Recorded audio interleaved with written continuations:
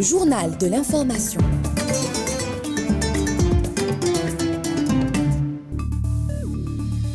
Madame, Monsieur, bonjour, ravie et heureuse de vous retrouver. Voici sans plus attendre les principaux titres de cette édition. Situation à l'est de la République démocratique du Congo, l'Algérie réaffirme son engagement en faveur de la paix et de la stabilité et multiplie les initiatives diplomatiques pour favoriser un règlement pacifique du conflit. Le président algérien Abdelmadjid Tebboune accorde une interview au journal français L'Opinion. Nous reviendrons sur les déclarations phares dans cette édition. Pour cacher ces exactions, 308 professionnels de l'information, juristes ou militants des droits de l'homme expulsés par le Maroc du Sahara occidental occupé depuis 2014. Les détails dans quelques instants. Un réseau africain de lutte contre le cancer verra bientôt le jour, annonce faite à Alger par Nourdine Ben Brahim, président de l'Observatoire national algérien de la société civile. Et enfin, en Tunisie, le gouvernement annonce un plan de sauvetage pour la compagnie nationale aérienne tunisaire.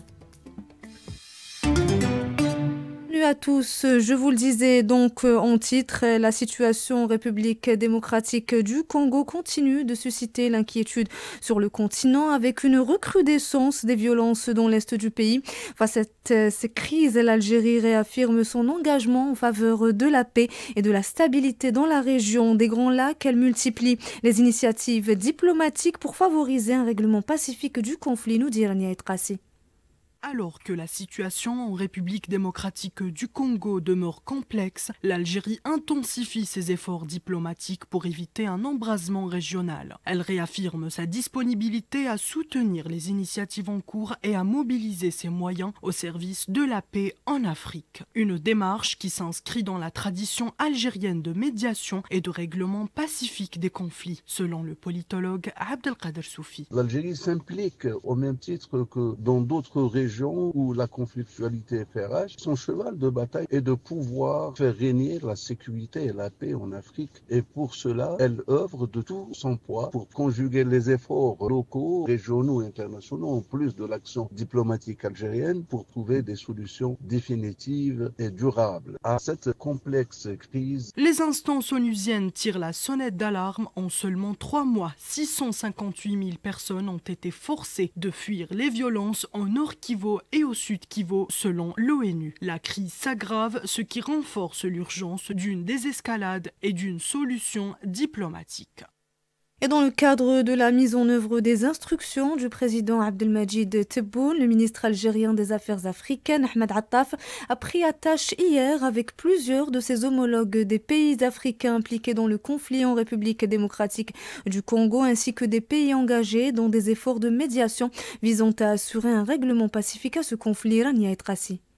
Comme à son accoutumée, l'Algérie se positionne comme un acteur clé dans la recherche d'une issue pacifique au règlement des conflits. Dans le cadre de son mandat au Conseil de sécurité, l'Algérie, par l'intermédiaire de son ministre des Affaires étrangères, Ahmed Attaf, poursuit ses efforts pour promouvoir la paix en République démocratique du Congo. Au cours de ses échanges avec ses homologues de la RDC, du Rwanda, de l'Angola et du Kenya, le chef de la diplomatie algérienne a souligné l'importance de désescalader la situation et de relancer le processus politique. Il a également exprimé le soutien total de l'Algérie aux initiatives de médiation en cours et appelé à une mobilisation diplomatique africaine renforcée. Dans ce contexte, l'Algérie a salué l'initiative de la communauté d'Afrique de l'Est et de la communauté de développement d'Afrique australe d'organiser un sommet conjoint qu'elle considère comme une opportunité pour progresser vers un cessez-le-feu et une paix durable dans la région.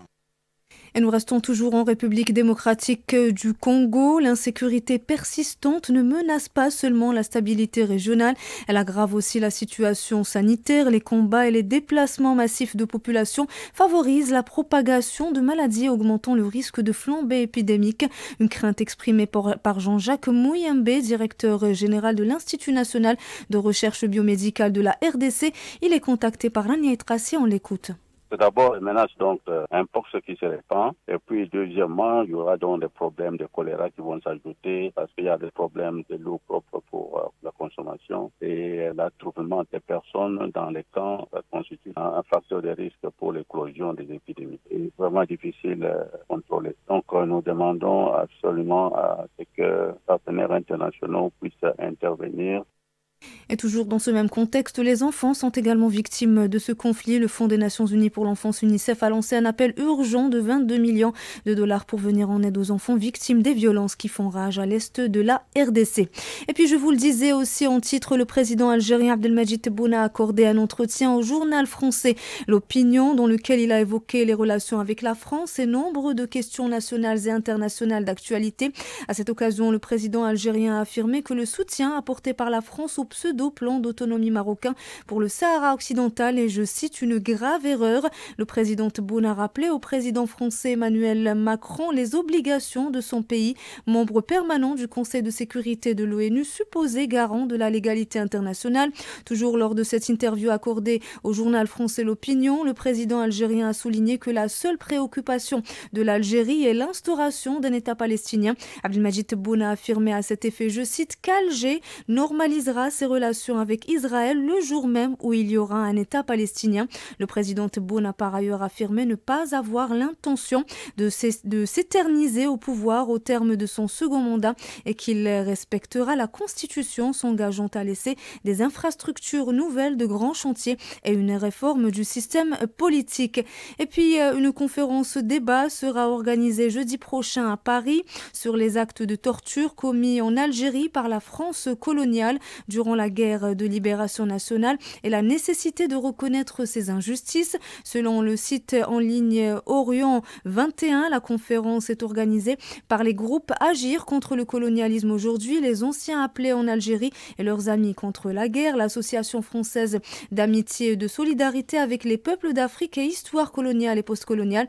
La conférence représente une plateforme de dialogue sur les mémoires conflictuelles et la nécessité de reconnaître les injustices passées, précise la même source. Et nous passons sans transition au dossier sahraoui. Selon les chiffres compilés par la Ligue de protection des prisonniers sahraouis et l'Association française d'amitié et de solidarité avec les peuples d'Afrique, depuis 10 ans, le Maroc ne tolère plus aucun observateur étranger au Sahara occidental, professionnel de l'information, juriste ou encore militant des droits de l'homme.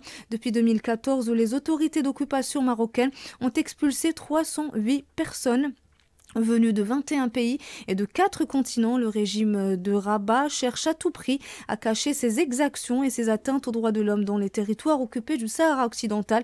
Plus de détails dans ce sujet de Moïse Self. Une délégation officielle du Parlement basque venue pour évaluer la situation des droits humains au Sahara occidental occupé a été empêchée par la police marocaine de franchir le tarmac de l'aéroport d'El Ayoun occupé. Ce récent incident s'inscrit dans une série d'actions répressives entamées depuis 2014, année où le Maroc a commencé à expulser systématiquement des observateurs étrangers. Selon un communiqué de l'Association d'amitié et de solidarité avec les peuples d'Afrique, on compte à présent plus de 307 journalistes, juristes, militants et élus issus de 28 pays expulsés. À cela s'ajoute le fait que le haut-commissaire aux droits de l'homme de l'ONU se voit refuser l'accès depuis 9 ans et que 7 ONG internationales majeures comme Amnesty International et Human Rights Watch se voient également interdites d'entrée. Malgré tout, chaque expulsion, loin d'étouffer la vérité, renforce l'attention internationale sur un territoire où la répression ne peut indéfiniment masquer la quête de justice. Et toujours dans ce même contexte, secrétaire général de l'Association française d'amitié et de solidarité avec les peuples d'Afrique, Michel De Caster, lance un appel à la solidarité africaine en faveur de l'indépendance du peuple sahraoui. Je vous propose de l'écouter, elle répond à Younes Djama. Il faut continuer d'y aller. J'espère que beaucoup d'Africains iront, ou de personnes d'autres pays dans le monde. Et moi, je compte aussi sur les Africains, sur la solidarité des pays qui ont fêté leurs indépendances. Les Sahraouis voudraient bien la fêter, leur indépendance. Et je crois que la solidarité africaine, ça serait bien que ce soit au-delà des institutions ou des pays qui soutiennent le Front Polisario. Et puis dans les pays où on fait collusion avec le Maroc, eh ben, ça serait bien que les sociétés civiles africaines, elles viennent au Sahara occidental et elles fassent pression sur leur pays pour que l'Union africaine aussi se bouge un peu sur cette décolonisation. Allez, nous passons à présent au volet santé, création prochainement du réseau africain de lutte contre le cancer. C'est l'annonce faite à Alger par Nourdine Ben Brahim, président de l'Observatoire national algérien de la société civile. Cette conférence de presse a été organisée pour annoncer la tenue les 4 et 5 février à Alger, capitale algérienne, du Forum international sur le cancer. Le président de l'Observatoire national algérien de la société civile précise que ce réseau africain permettra d'échanger les expériences. Secrétaire général de l'association El Amel et présidente de la Fédération algérienne des associations d'aide aux malades cancéreux, Hamida Kettab, revient sur les objectifs de ce réseau au micro de Mohamed Saïm. On l'écoute. Nous allons accueillir plus de 14 pays africains représentant des organisations, des fondations, des institutions de lutte contre le cancer. Ça va être une occasion pour identifier les priorités pour travailler ensemble afin de mettre en place une feuille de route et de travailler efficacement pour lutter contre le cancer. Ce réseau est un outil essentiel pour améliorer cette prise en charge des patients dans ce continent et renforcer les capacités dans tous les domaines, à savoir la formation, la sensibilisation, le dépistage et même la prise en charge thérapeutique. Il va jouer un rôle essentiel pour mettre en place une nouvelle stratégie pour changer la réalité de la prise en charge en Afrique. Surtout qu'en Afrique, quand même, nous partageons pratiquement les mêmes spécificités, à savoir les pathologies cancéreuses les plus répandues. Et puis aussi, nous avons une autre spécificité avec l'Afrique, c'est que la plupart des sujets qui sont atteints de certaines pathologies sont des sujets très jeunes, comme le cancer du sein, le cancer du col et le cancer de la thyroïde. Et nous partons en direction la Tunisie. Le gouvernement annonce une action de restructuration et un plan de sauvetage pour la compagnie nationale de transport aérien tunisaire qui passe par des difficultés. Explication de notre correspondant à Tunis, Kamel Ben Younes.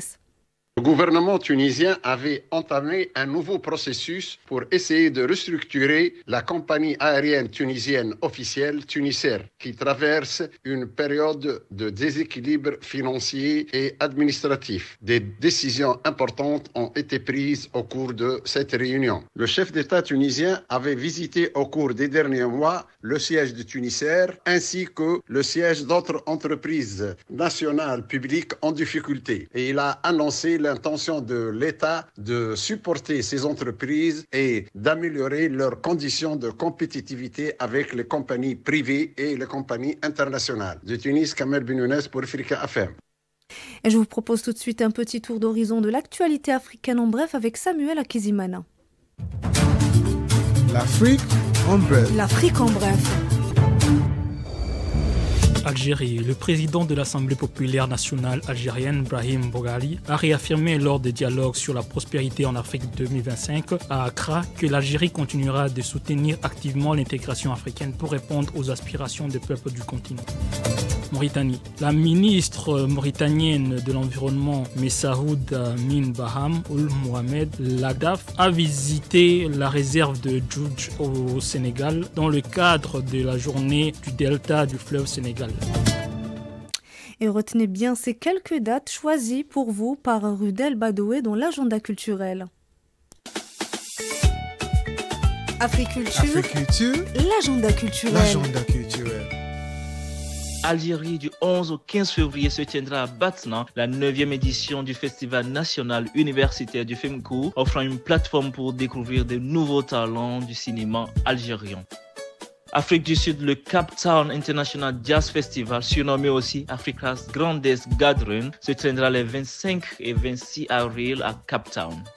Tunisie, Jazz à Carthage, festival annuel se déroulera en avril et mettra en lumière les jeunes talents et les artistes internationaux de renom sur la scène jazz. Et nous terminons ce journal avec l'actualité sportive. L'ancien arbitre international algérien Djemal Haïmoudi, nommé superviseur général de l'arbitrage en Tunisie, annonce la Fédération tunisienne de football. Haïmoudi aura pour mission de proposer la composition de la direction nationale de l'arbitrage ainsi que les membres des commissions régionales avant de les soumettre au bureau fédéral pour approbation, précise la même source. Et c'est ainsi que nous refermons ce journal. Merci à vous, chers auditeurs, pour votre écoute. Je remercie Imad à la barre technique. Je remercie Hakima, la réalisatrice. Merci à Ahlam Selama au multimédia. Merci à vous, chers auditeurs, pour votre fidélité et merci à toute l'équipe de la rédaction qui a préparé ce journal. Je vous laisse tout de suite avec le bulletin météo présenté par Adiara Sogodogo et moi je vous retrouve dans un peu moins d'une heure pour le round-up de l'information.